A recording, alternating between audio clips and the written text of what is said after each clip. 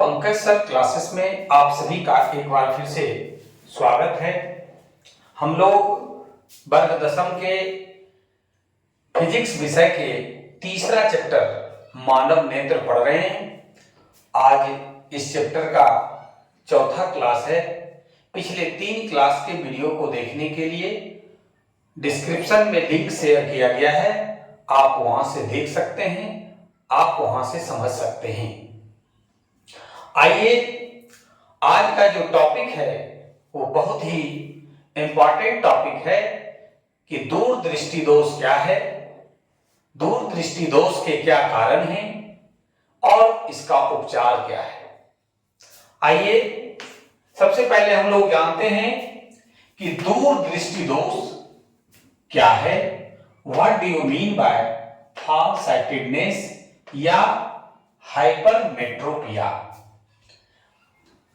वह दृष्टि दोष जिसमें आंख दूर स्थित वस्तु को स्पष्ट रूप से देख पाता है जबकि निकट स्थित वस्तु को स्पष्ट रूप से नहीं देख पाता है, दूरदृष्टि दोष कहलाता है।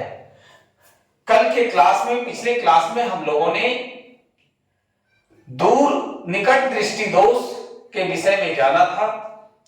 आज जस्ट उसका उलट है, दूरदृष्टि दोष। दूरदृष्टि दोष की परिभाषा में आप कंफ्यूज ना हो, याद करने का बहुत अच्छा तरीका मैं बता रहा हूं। आप वीडियो के अंत तक बने रहेंगे और अगर वीडियो अच्छा लगे तो लाइक और शेयर जरूर करेंगे। जो लोग नए हैं वो चैनल को सब्सक्राइब जरूर करें। आइए कि दूरदृष्टि दोष क्या है। तो दूरदृष्टि दोष में दूर की वस्तु स्पष्ट रूप से दिखाई पड़ती है, इस चीज को नोट कर लें। आपसे निकट की वस्तु, निकट दृष्टि दोष अगर पूछा जाए तो निकट की वस्तु स्पष्ट रूप से दिखाई पड़ती है और उसका उलट यानी निकट का उल्टा होता है दूर। तो निकट में निकट की वस्तु स्पष्ट रूप से दिखाई पड़ती है जबकि दूर स्थित वस्तु स्पष्ट रूप से दिखाई नहीं पड़ती है। आज हम लोग पढ़ रहे हैं दूरदृष्टि दोष।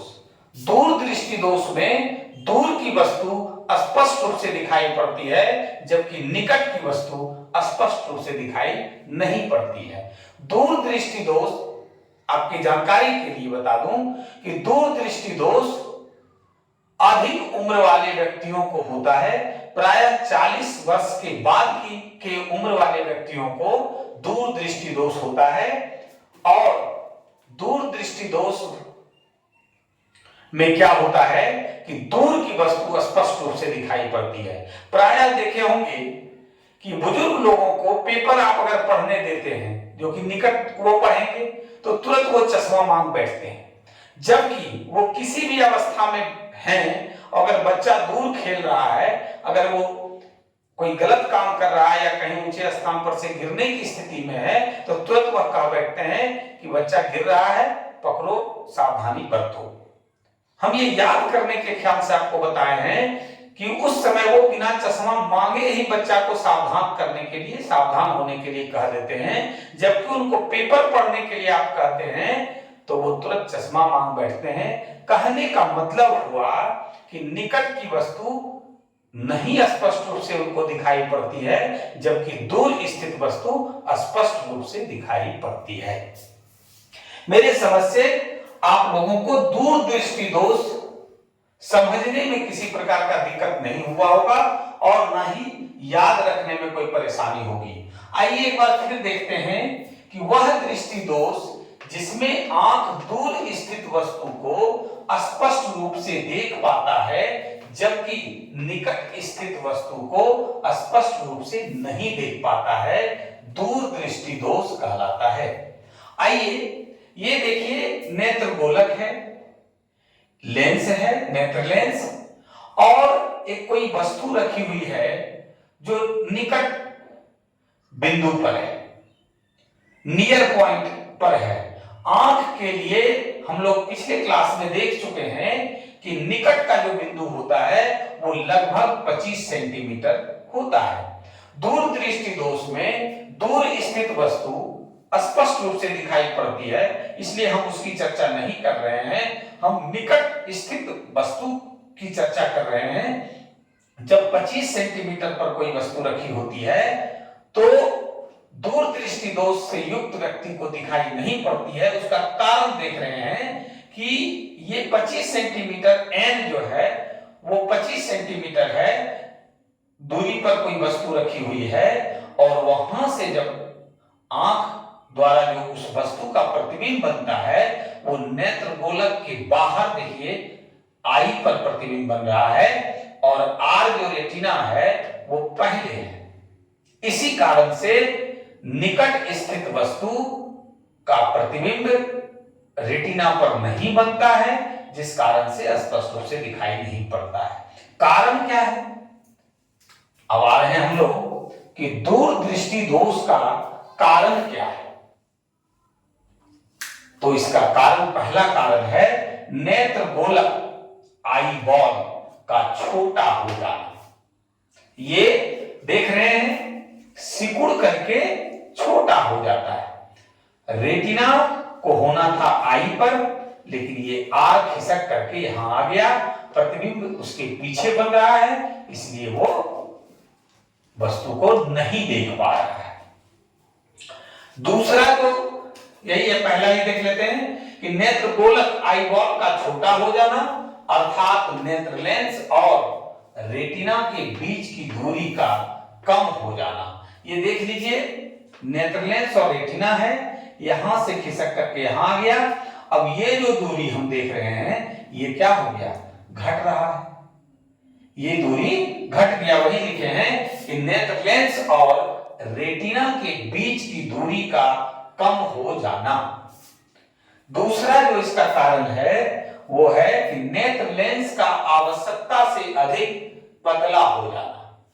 जरूरत से अधिक उम्र बढ़ने पर नेत्र लेंस जो है वो अधिक पतला हो जाता है, जिससे उसकी फोकस दूरी बढ़ जाती है, और बढ़ जाने के कारण प्रतिबिंब जो है वो रेटिना पर नहीं बन करके उसके पीछे बनता है, जिस कारण से निकट स्थित वस्तु दूर दृष्टि दोष से युक्त व्यक्ति को, नेत्र को स्पष्ट रूप से दिखाई नहीं पड़ती है। अब आइए कि दूर दृष्टि दोष का उपचार किस प्रकार से किया जाता है। तो दूर दृष्टि दोष के उपचार हेतु उत्तल लेंस का व्यवहार चश्मे के रूप में किया जाता है। ये बहुत ही इंपॉर्टेंट क्वेश्चन है, आप इसको एकदम नोट कर लें, चाहे वो बोर्ड एग्जाम हो या कोई भी कॉम्पिटिटिव एग्जाम हो। हर एग्जाम में ये पूछा जाने वाला प्रश्न है कि दूर दृष्टि दोष के उपचार हेतु किस लेंस का व्यवहार किया जाता है। उत्तल लेंस का व्यवहार चश्मे के रूप में किया जाता है। हम लोग कल पिछले क्लास में पढ़ा था निकट दृष्टि दोष का उपचार अवतल लेंस के द्वारा किया जाता है, जबकि दूर दृष्टि दोष का उपचार उत्तल लेंस का व्यवहार चश्मे के रूप में करके किया जाता है।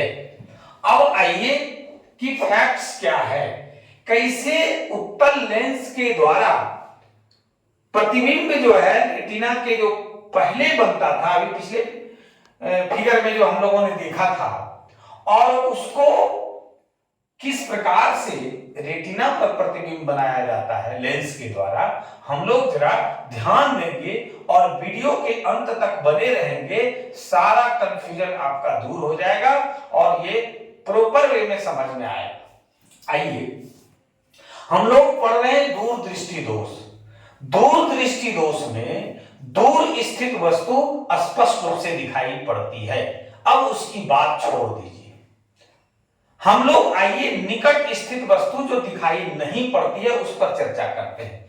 हम लोगों ने पिछले फिगर में देखा कि 25 सेंटीमीटर जो n से सूचित करते हैं स्पष्ट दृष्टि की न्यूनतम दूरी या कहिए निकट बिंदु, तो 25 सेंटीमीटर पर कोई वस्तु अगर रखी हुई थी तो उसका स्पष्ट प्रतिबिंब जो है वो रेटिना पर नहीं बनता था।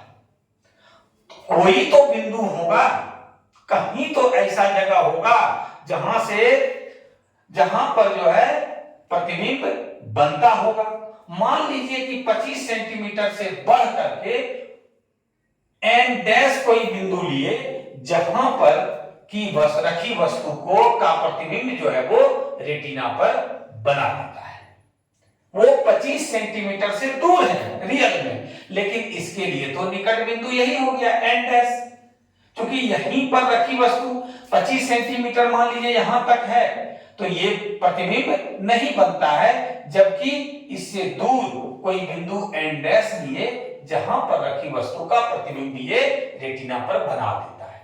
अब हम लोगों को करना क्या है कि उत्तल लेंस का अगर ये व्यवहार कर लिया तो इसका प्रतिबिंब यहां पर भी अगर कोई वस्तु रखी हुई है तो उसका प्रतिबिंब रेटिना पर बन जाना चाहिए।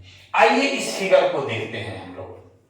ये है एन 25 सेंटीमीटर पर रखी वस्तु है, आंख के सामने उत्तल लेंस है, चश्मा के रूप में लगा लिया।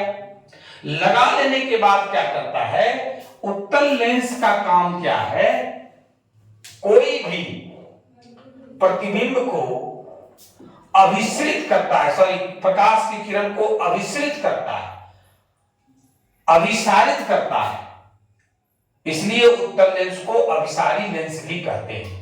अब देखिए क्या करता है कि ये जो निकट बिंदु इसका एन है, यहां से जो किरणें आती है